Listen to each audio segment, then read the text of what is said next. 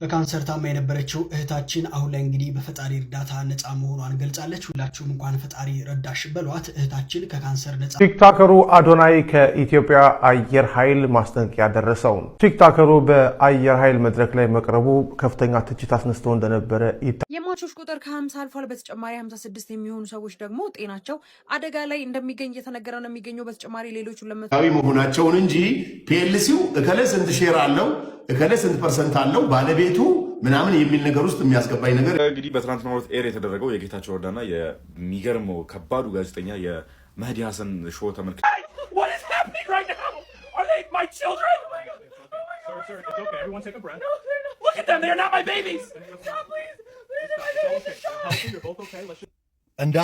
እንዳትስቁ እኔ ተሳስቼ ነው የሳቅሁት። ሰላም እንደምን አላችሁ? ሁላችሁም በያላችሁበት ሰላምታ ይድረሳችሁ እያልኩኝ ዛሬም በተለያዩ ርዕሰ ጉዳዮች ተገናኘን። ከመግቢያ በጥቂቱ ተመለከትናቸው። እነዚህን ጉዳዮች ደግሞ በደንብ አድርገን እንመለከታቸዋለን። ከእናንተ የሚጠበቀው ይህን ቻናል ሰብስክራይብ በማድረግ አብሮነታችሁን እያሳያችሁ ቪዲዮዎቹን መመልከት ነው። እንግዲህ በማርበርግ በጂንካ አንድ ካህን አጥተናል፣ ነፍሳቸውን ይማረው።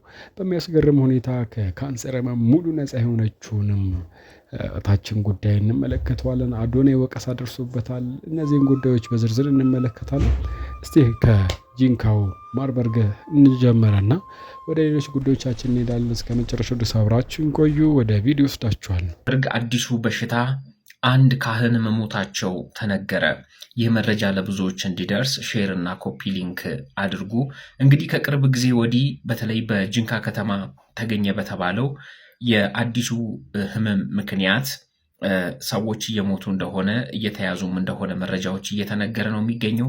አሁን በወጣው መረጃው ደግሞ በደብረ ኤዶም በአታ ለማርያም አገልጋይ የሆኑት ቀሲስ ቀኝ ጌታ ፍቅረ ሰብ ሚኒሊክ የተባሉ አገልጋይ ህይወታቸው እንዳለፈ ጉርሻ ፔጅ እያስነበበ ነው የሚገኘው። እኚህ ካህን በዚህ ቤተክርስቲያን አገልጋይ የነበሩና ለረጅም ጊዜ ቤተክርስቲያኗን ማህበረሰቡን ሲያገለግሉ የነበሩ ካህን እንደሆኑ ብዙዎች እያነሱ ነው የሚገኙት። በእሳቸው ሞት ምክንያትም እንግዲህ ከተማ ውስጥ እጅግ በጣም ሀዘን እንደተቀመጡ ሀዘን እንደተፈጠረ እየተነገረ ነው የሚገኘው። እንግዲህ ፈጣሪ በቃችሁ ይበለን ሲሉም በከተማ ውስጥ የሚኖሩ ሰዎች ሀዘናቸውን በዚህ መንገድ እየገለጹ ነው ተብሏል። በካንሰር ታማ የነበረችው እህታችን አሁን ላይ እንግዲህ በፈጣሪ እርዳታ ነፃ መሆኗን ገልጻለች። ሁላችሁም እንኳን ፈጣሪ ረዳሽ በሏት። እህታችን ከካንሰር ነፃ እንደሆነ የረዳኝም ፈጣሪ የተመሰገነ ይሁን ስትልም እንግዲህ መልእክቷን አስተላልፋለች። ዙፋን አዱኛ ትባላለች። 3ኛ ደረጃ የደም ካንሰር እንደተያዘች እንግዲህ ካወቀች በኋላ በሁለተኛ ዙር ኬሞ ጸጉሯ ሙሉ በሙሉ እንግዲህ ጠፍቶ ነበረ። ለአስጨራሹን የደም ካንሰር ጋር እንግዲህ መፋለሟን የቀጠለችው እህታችን ታዲያ በ4 ወር 8 ዙር ኬሞ በኋላ እንግዲህ ጸጉሯን ማደግ ጀምሯል። በመጨረሻም ከ6 ወር ወይም ደግሞ 12 ዙር ኬሞ በኋላ ከካንሰር ነፃ መሆኗን ገልጻለች። ለዚህ እንድበቃ የረዳኝ እግዚአብሔር ይመስገንም ስትል መልእክቷን አስተላልፋለች። ቲክቶከሩ አዶናይ ከኢትዮጵያ አየር ኃይል ማስጠንቀቂያ ደረሰው። ቲክቶከሩ በአየር ኃይል መድረክ ላይ መቅረቡ ከፍተኛ ትችት አስነስቶ እንደነበረ ይታወቃል። በዛሬው ዕለት ለአዶናይ ማስጠንቀቂያ ደርሶታል። ዝርዝሩን በአጭሩ ላቀርብላችሁ። ቲክቶከር አዶናይ ከሰሞኑ ለኢትዮጵያ አየር ኃይል አባላት የማነቃቂያ ንግግር ማድረጉን የሚያሳዩ ምስሎችን በማህበራዊ ሚዲያ ገጹ ላይ ማጋራቱን ተከትሎ በተቋሙ ላይ ከባድ የህዝብ ተቃውሞ ተቀስቅሷል። ዝግጅቱ ይፋ ከሆነ በኋላ በርካታ የማህበራዊ ሚዲያ ተጠቃሚዎች ለኢትዮጵያ አየር ኃይል በነበራቸው ክብር ላይ አሉታዊ ተጽዕኖ አሳድሯል የሚሉ ጠንካራ አስተያየቶችን ሰንዝረዋል። ቲክቶከሩ ራሱ ያጋራቸው ምስሎች በወታደራዊ ተቋም ውስጥ ንግግር ሲያደርግ ያሳያሉ። አስተያየት ሰጪዎች የሀገር መከላከያ ምሰሶ በሆነ ተቋም ውስጥ አንድ ተራ ቲክቶከር መቅረቡም ተቋሙን በጣም ዝቅ ያደርጋል ብለውታል።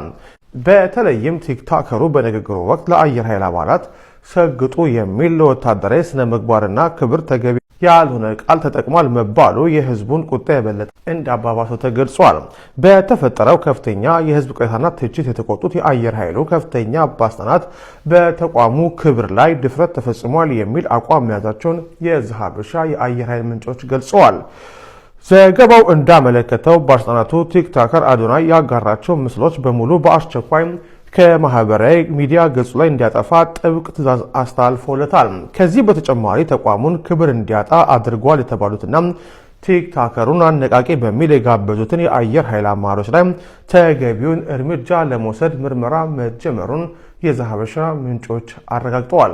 የሟቾች ቁጥር ከ50 አልፏል። በተጨማሪ 56 የሚሆኑ ሰዎች ደግሞ ጤናቸው አደጋ ላይ እንደሚገኝ እየተነገረ ነው የሚገኘው። በተጨማሪ ሌሎች 270 በላይ ሊሆኑ የሚችሉ ሰዎች ደግሞ የደረሱበት አልታወቅም። ቻይናን ከፍተኛ የሆነ ራስ ምታት ውስጥ የጣለው ሰሞኑን የተከሰተው ከፍተኛ የሆነ የህንፃዎች ቃጠሎም እንግዲህ እስካሁን ድረስ አረገበም። የተወሰኑ ህንፃዎችን እሳቱን ለመቆጣጠር ቢቻልም እስካሁን ድረስ ግን ግማሽ የሚሆኑት ህንፃዎች እየተቃጠሉ ነው የሚገኙት። ከ7 በላይ የሚሆኑ ህንፃዎች በአንድ ጊዜ ተያይዘው ማለት ነው የጋራ መኖሪያ ቤት ናቸው። እነዛ ህንፃዎች እየተቃጠሉ ነው የሚገኙት። በዚህ ጉዳይ ላይ ተጠርጥረው በቁጥጥር ስር የዋሉ ኢንጂነሮች፣ መሐንዲሶች እንዲሁም ደግሞ ዳይሬክተር የተባሉት እዛ አካባቢ ላይ በኃላፊነት የነበሩ ሰዎች በዚህ አደጋ ተጠርጥረው በቁጥጥር ስር ውለው እንግዲህ ፖሊስ ምርመራ እያደረገ እንደሆነ ጭምር ተነግሯል። ምክንያቱም ደግሞ ከዚህ በፊት እንደዚህ አይነት አደጋ ሊከሰት እንደሚችል በተደጋጋሚ መረጃዎች ሲወጡ ነበር። በቸልተኝነትና በግዴለሽነት ነው ይህ አደጋ የተፈጠረው እንዲሁም ደግሞ ሆን ተብሎ ሊሆን ይችላል የሚሉ በዛ ምክንያት ነው ሰዎች በቁጥጥር ስር የዋሉት። በአጠቃላይ የሟቾችም የተጎዱ ቁጥሮችም እንዲሁም ደግሞ የጠፉ ሰዎች ቁጥርም ከዚህ በላይ ሊሆን እንደሚችል እየተነገረ ነው የሚገኘው። በዚህ ጉዳይ ላይ የምትመለከቷት የ70 ዓመት አዛውንት ህንዳዊት እናት ለመጀመሪያ ጊዜ ወለደች። ወይዘሮ ጁቡንቪን ራቫሪ የተባሉት እኚህ እናት እንግዲህ በ70 ዓመታቸው የመጀመሪያ ልጃቸውን በመውለድ በዓለም ዙሪያ መነጋገሪያ ሆነዋል። ይህ ክስተትም የእድሜ ገደብ የሻረውን የዘመናዊ ሕክምና እድገት የሚያሳይ ነው ተብሏል። ሰሞኑ ላይ በማህበራዊ ሚዲያ እየተላለፈ ከነበረና እጅግ ሲያስቆጣ የነበረ አንድ ተግባር አከናውነዋል። ብፁዕ አቡነ ገብርኤል በሚባል ስም የሚጠሩት እኚህ የቤተክርስቲያን አባት ተብለው የተሰየሙት አባት እንደ አባት ሳይሆን አሁን ላይ አንድ የፖለቲካ አካል በሚመስል መልኩ ጎጠኝነትን በማስተላለፍ ላይ ይገኛሉ። ንግግራቸውስ ምንድን ያደረጉት የሚለው ነገር እኔ የትኛውም ሳይድ በየትኛውም በኩል የትኛውም የፖለቲካ አካል ደጋፊ ሳይሆን እንደ አንድ ቤተክርስቲያን አባትነት ማድረግ ያለባቸውና ማስጠበቅ ያለባቸው የቤተክርስቲያኒቷን ክብር እንጂ ያልተገቡ ንግግሮችን በመናገር ምዕመናንን ወደ ያልተገባ አቅጣጫ መውሰዱ እጅግ በጣም ያልተገባና ከአንድ አባት የማይጠበቅ ነገር መሆኑን በዚሁ እንግዲህ እኔም በጥቂቱ ሀሳቤን ለመግለጽ እወዳለሁ። እስቲ ሌሎቹ ምን አሉ? ምንድን ያሉትስ? አብረን እንስማና እንመለስ። አርሲ ውስጥ በዙር በሚደረግበትና ባላባራበት ሁኔታ ላይ አቡነ ገብርኤል የተናገሩትን እንስማውና እንመለስ። ይሁን እንጂ መቼም ብዙ ሰው ወተታችንን ይወዳል፣ ስጋችንን ይወዳል፣ ፍየሎቻችንን ይወዳል፣ በጎቻችንን ይወዳል፣ በሬዎቻችንን ይወዳል፣ መሬታችንን ይወዳል፣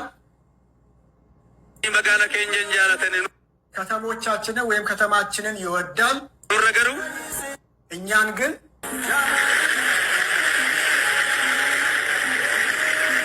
ከዚህም ውጭ ነገረ ሃይማኖትን በተመለከተ የተናገሯቸው በርካታ ነገሮች አሉ። እነሱ የኛ ህዝብ የነሱ እያሉ የተናገሯቸው ነገሮች አሉ።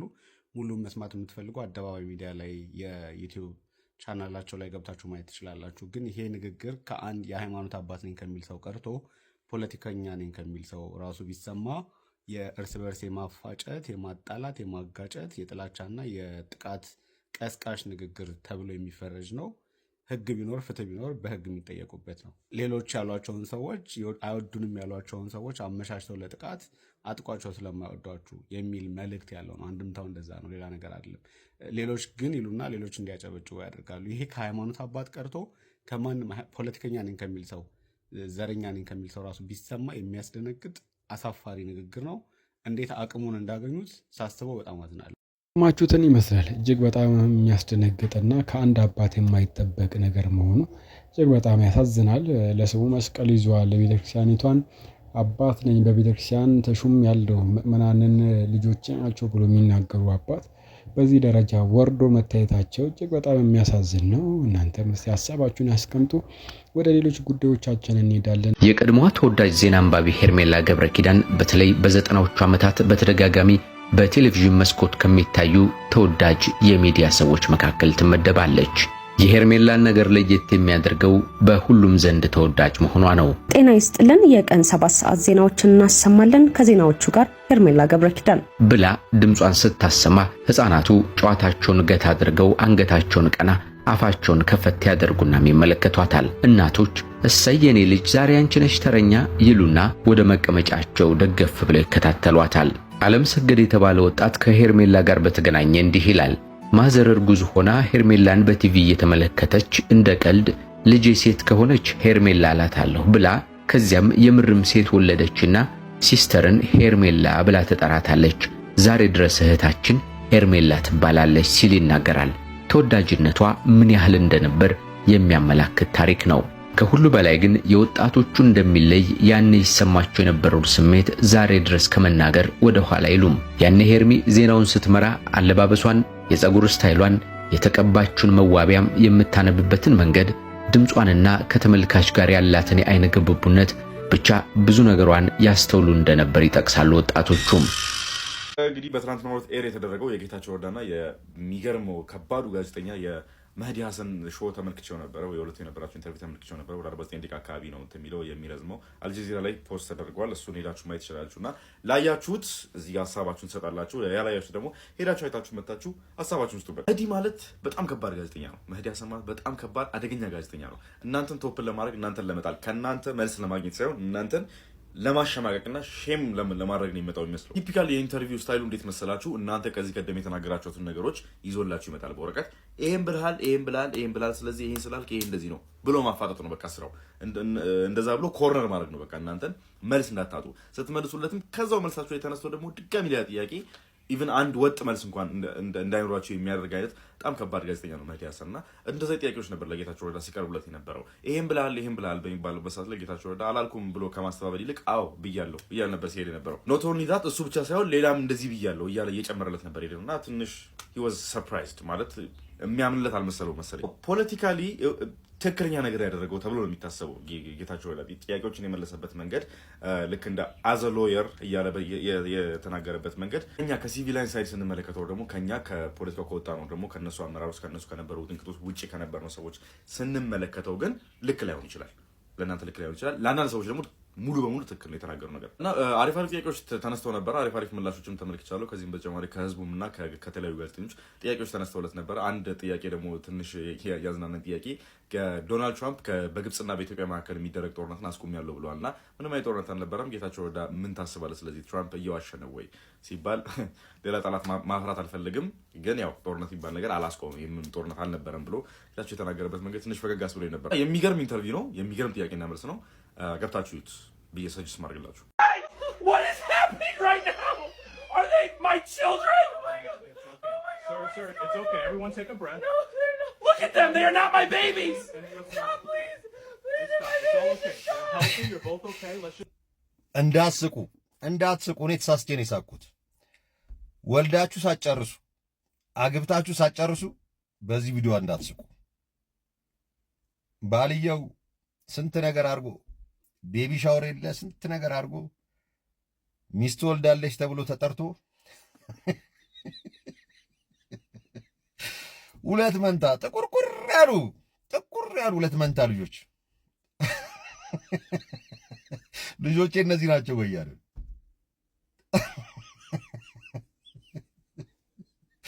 ከኋላ ደግሞ ያለው ዶክተር ደግሞ ጥቁር ነው።